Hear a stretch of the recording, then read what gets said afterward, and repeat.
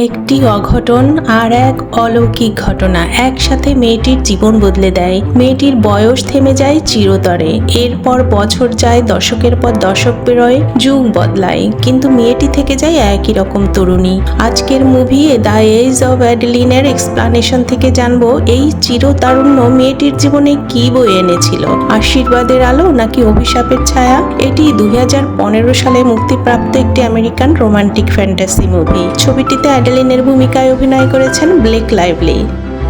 2014 সালের 31শে ডিসেম্বর অ্যাডেলাইন বোম্যান তার নতুন পাসপোর্ট নিতে এসেছে, তবে নিজের নামে নয়, জেনিফার লারসন ছদ্মনামে। তাকে প্রতি 10 বছর পরে নতুন পরিচয়ে পাসপোর্ট নিতে হয়, আর এই ভুয়া পাসপোর্ট করতে তাকে গোপনে জালিয়াতির আশ্রয় নিতে হয়।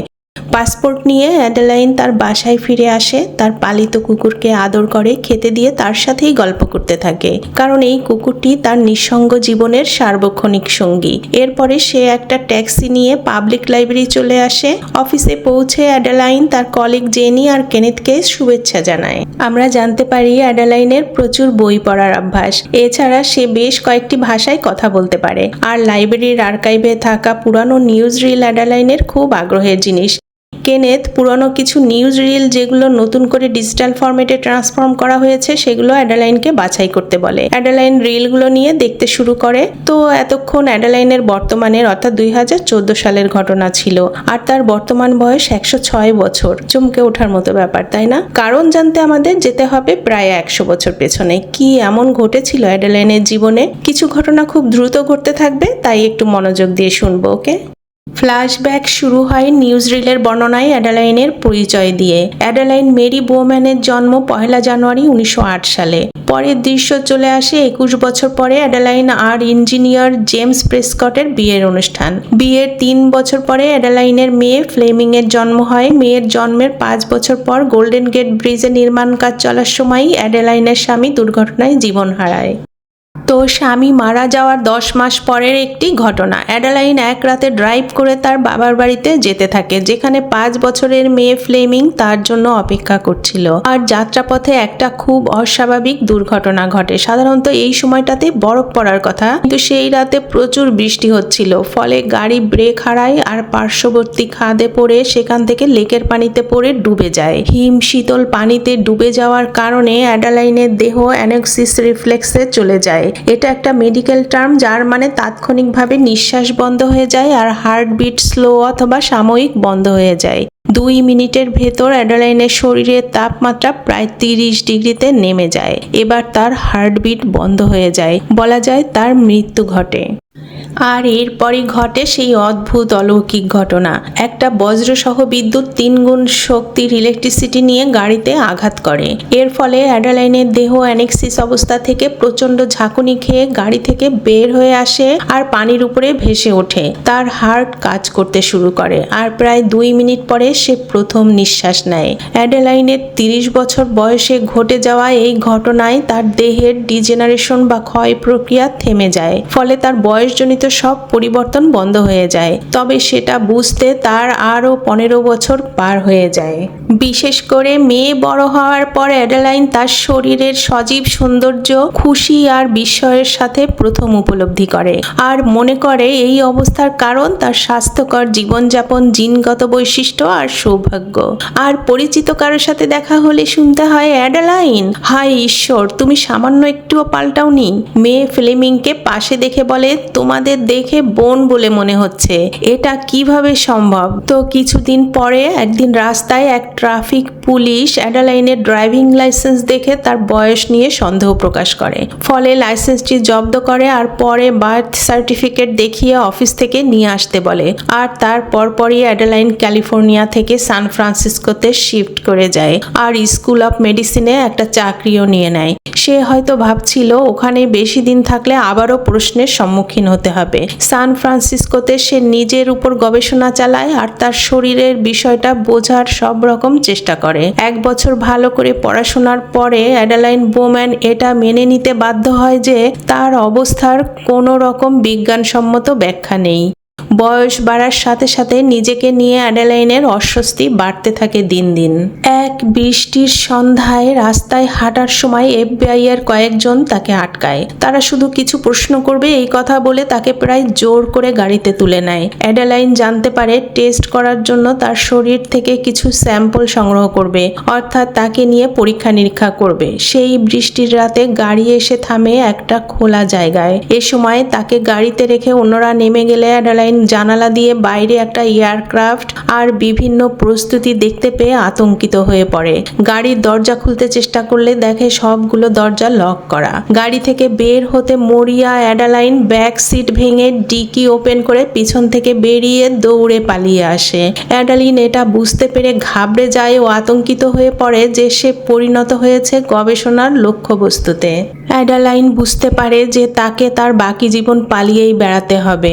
বাড়িতে এসে প্রয়োজনীয় জিনিস প্যাক করে মেয়েকে বলে, যদি তোমার সাথে কেউ যোগাযোগ করে বলবে আমি ইউরোপে ছুটিতে গেছি। মা মেয়ের আবেগঘন বিদায় মুহূর্তে ফ্লেমিং বাচ্চা মেয়ের মতোই কাঁদতে শুরু করে। আর মাকে যেতে বাধা দিতে চাইলে অ্যাডেলাইন শুধু বলে এটা ছাড়া আর কোনো উপায় নেই। অতএব নিজের আর মেয়ের নিরাপত্তা আর একটা স্বাধীন জীবনের জন্য অ্যাডেলাইন সিদ্ধান্ত নিয়ে নেয় যে তার আর কখনো এক জায়গায় থাকা হবে না।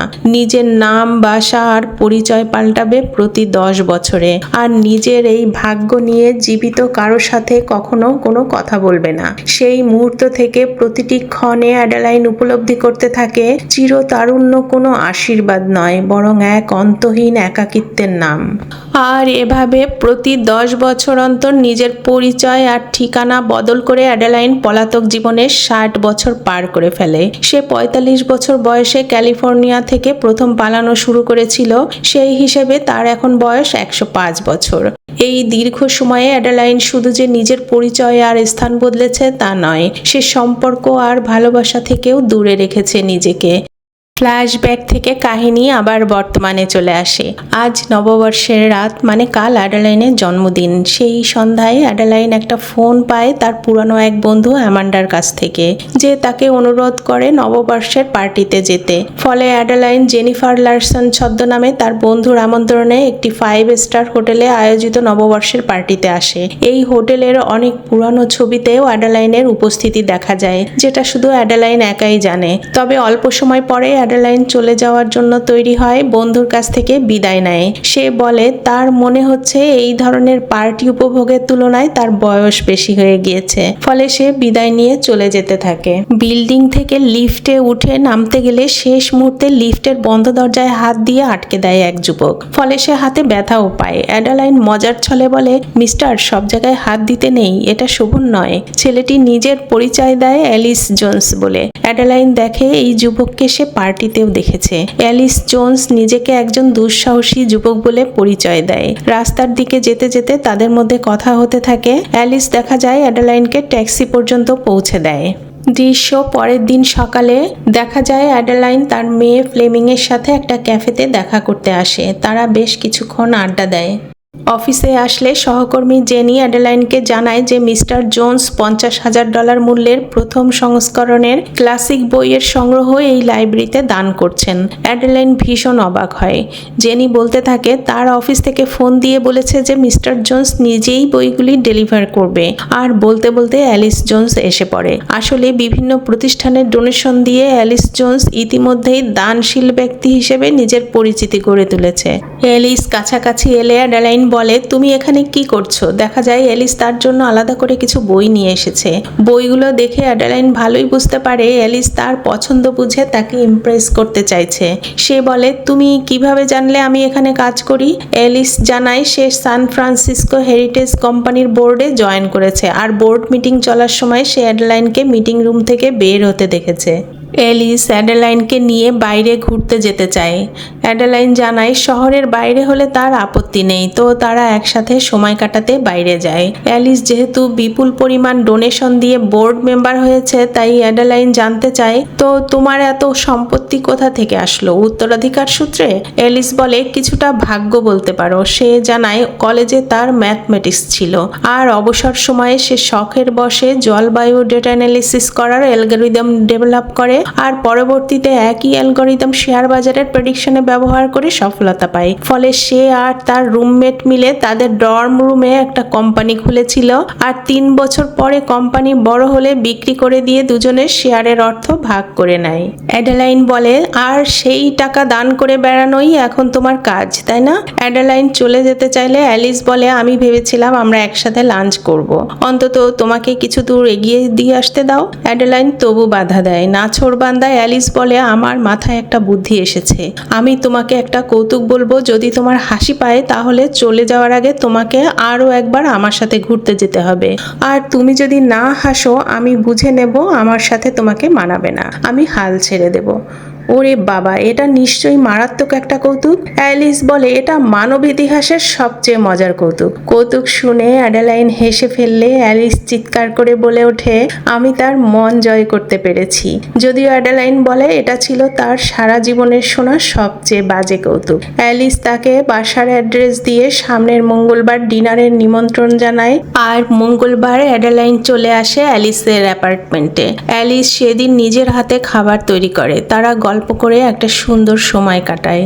এক সময় অ্যালিস বলে, আমি তোমার ব্যাপারে প্রায় কিছুই জানি না। অ্যাডেলাইন বলে, সেটাই তো ভালো। অ্যালিস বলে, না এটা ভালো না, আমাকে এমন কিছু বলো যা আমি সারা জীবন মনে রাখবো আর কখনো হারাতে দেব না। অ্যাডেলাইন ধীরে ধীরে অ্যালিসের প্রতি দুর্বল হয়ে পড়ছিল, যদিও সে জানে যে তার কোনো স্বাভাবিক সম্পর্কে জড়ানো ঠিক না। এদিন অ্যাডেলাইন জানতে পারে অ্যালিস তাকে আরও আগে থেকেই অনুসরণ করছিল। প্রথমবার তাকে বোর্ড মিটিং থেকে বের হওয়ার সময় দেখে ভেবেছিল অ্যাডেলাইন হয়তো অন্ধ, কারণ সে লাইব্রেরির বাইরে সিঁড়িতে বসে ব্রেইলে লেখা একটা বই পড়ছিল। ফলে তাকে অনেকক্ষণ তাকিয়ে থাকতে হয়েছিল। অ্যাডেলাইন জানতে চায়, কতক্ষণ তাকিয়েছিলে? অ্যালিস বলে, তুমি যে অন্ধ নাও এটা বুঝতে যতক্ষণ লাগে। দুজনে হাসতে থাকে।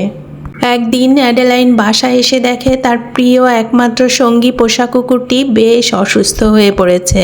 অফিস মিস করে কয়েকদিন ধরে সে হসপিটালে ছোটাছুটি করতে থাকে, কিন্তু অনেক চেষ্টা সত্ত্বেও কুকুরটিকে বাঁচানো যায় না। কুকুরটি মারা গেলে অ্যাডেলাইন মানসিকভাবে ভেঙে পড়ে। সে ছিল তার দীর্ঘ জীবনের একমাত্র সঙ্গী। এই ঘটনার পর থেকে অ্যাডেলাইন অ্যালিসকেও ইগনোর করতে শুরু করে। অ্যালিস তার বাড়ির অ্যাড্রেস ম্যানেজ করে বাড়ির কাছে রাস্তায় চলে আসলে অ্যাডেলাইন আরও ক্ষেপে যায়। তার কুকুরটি মারা গেছে জেনে অ্যালিস দুঃখ প্রকাশ করে, কিন্তু অ্যাডেলাইন বেশ রুক্ষ ব্যবহার করে বসে অ্যালিসের সাথে। সে বলে, আমি তো তোমাকে আমার ঠিকানা দেইনি। অ্যালিস সঠিক কোনো জবাব দিতে পারে না।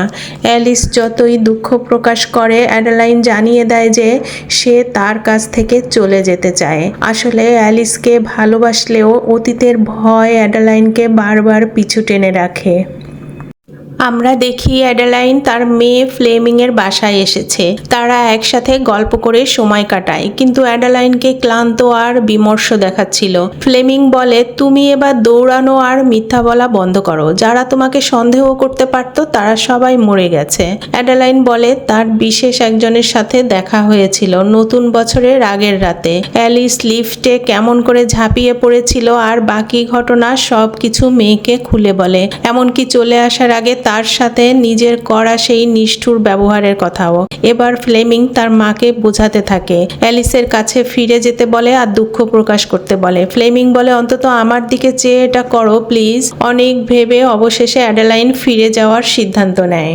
অ্যাডেলাইন চলে আসে অ্যালিসের অ্যাপার্টমেন্টের অফিসে ঢুকে সুপারিনটেন্ডেন্টকে জানায় যে সে অ্যালিসের সাথে দেখা করতে এসেছে। সুপারিনটেন্ডেন্টের মাধ্যমে অ্যালিসের সাথে ফোনে কথা বলে। অ্যাডেলাইন জানায়, আমি এখন নিজের ভুল বুঝতে পেরেছি আর তাই সরি বলতে চাই, আর ওকে বলুন সে যেন নিচে আসে, তাকে নিয়ে আজকে রাতটা আমি বাইরে ঘুরতে চাই। তো অ্যালিস ফোনের উপাস থেকে এসব শুনতে পেয়ে প্রশ্ন করে, কোথায় নিয়ে যেতে চাও? অ্যাডেলাইন বলে, এমন জায়গায় যেখানে সে আগে কখনো যায়নি। অ্যালিস যেন এটা শোনার জন্যই অপেক্ষা করছিল। পরের দৃশ্যে আমরা দেখি অ্যাডেলাইন অ্যালিসকে নিয়ে চলে আসে শহরের এক সময়ের সবচেয়ে জনপ্রিয় মুভি থিয়েটারে। এখানে ঘুরতে ঘুরতে এক সময় অ্যালিস অ্যাডেলাইনকে জানায় আজ তার বাবা মার 40তম বিবাহবার্ষিকী, তাকে সে ইনভাইট করতে চায়। বলে যে এখান থেকে মাত্র ঘন্টা 2 পথ। অ্যাডেলাইন রাজি হয়। যাই হোক, সবাই বাড়িতে পৌঁছলে প্রথমেই অ্যালিসের মা এগিয়ে আসে। সবার সাথে কুশল বিনিময় হয়। অ্যাডেলাইনকে পরিচয় করিয়ে দেয়া হয় জেনি বলে। একটু পরে অ্যালিসের বাবা আসে আর অ্যালিস বলে, এ হচ্ছে আমার বাবা উইলিয়াম। বাবা, এ হচ্ছে। অ্যালিস কথা শেষ করার আগেই উইলিয়াম বলে, অ্যাডালাইন।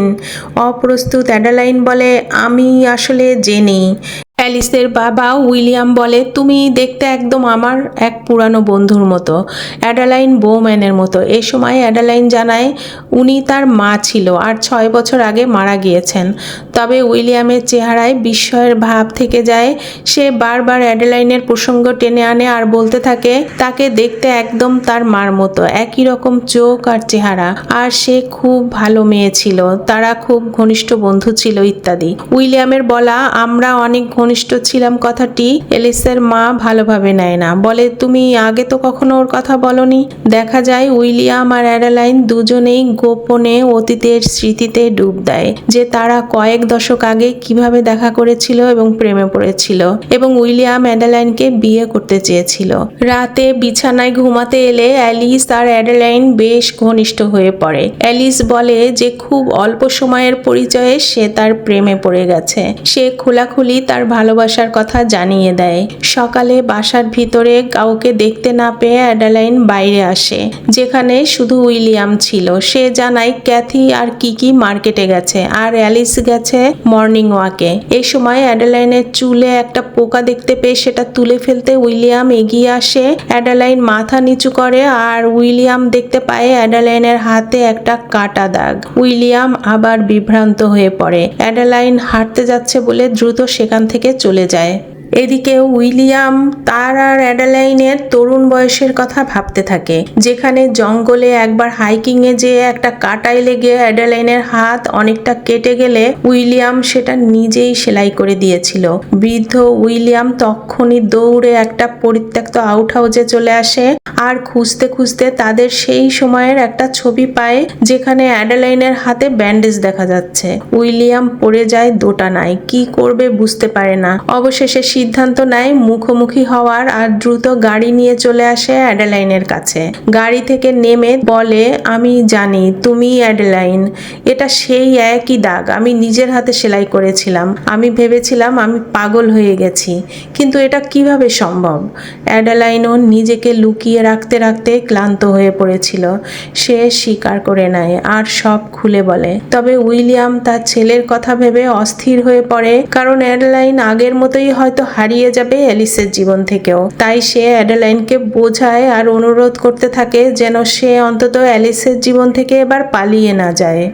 কিন্তু অ্যাডালাইন সেই মুহূর্তেই পালাতে শুরু করে। অ্যালিসের রুমে ফিরে দ্রুত ব্যাগ গুছিয়ে একটা নোট লিখে রেখে গাড়ি নিয়ে বেরিয়ে যায়। অ্যালিস ওয়াশরুম থেকে বের হয়ে বেডের উপর নোটটি দেখে পড়তে শুরু করে। অ্যালিস, আমি দুঃখিত, আমি পারবো না, আমার পক্ষে কোনো কিছু ব্যাখ্যা করাও সম্ভব না।